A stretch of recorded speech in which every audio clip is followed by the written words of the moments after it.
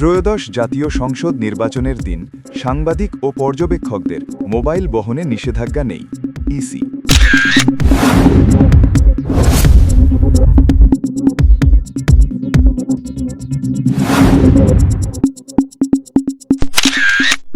ত্রয়োদশ জাতীয় সংসদ নির্বাচনের দিন সাংবাদিক ও নির্বাচন পর্যবেক্ষকরা মোবাইল ফোন সঙ্গে নিয়ে ভোটকেন্দ্রে প্রবেশ করতে পারবেন বলে জানিয়েছেন নির্বাচন কমিশনার ব্রিগেডিয়ার জেনারেল অবসর আবুল ফজল মোহাম্মদ সানাউল্লাহ।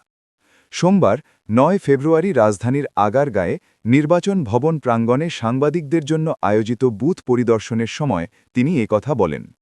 এর আগে রোববার নির্বাচন কমিশনের পক্ষ থেকে একটি নির্দেশনা জারি করা হয়, যেখানে ভোটকেন্দ্রের আশপাশে মোবাইল ফোন বহনে কড়াকড়ির কথা উল্লেখ ছিল।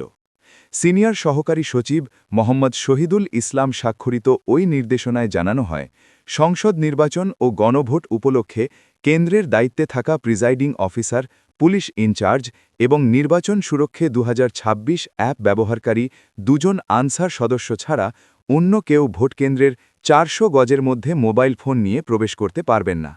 তবে সর্বশেষ ব্যাখ্যায় নির্বাচন কমিশনার স্পষ্ট করেন, এই বিধিনিষেধ সাধারণ ভোটারদের জন্য প্রযোজ্য হলেও পেশাগত দায়িত্ব পালনের স্বার্থে সাংবাদিক ও অনুমোদিত পর্যবেক্ষকদের ক্ষেত্রে মোবাইল ফোন বহনে বাধা নেই।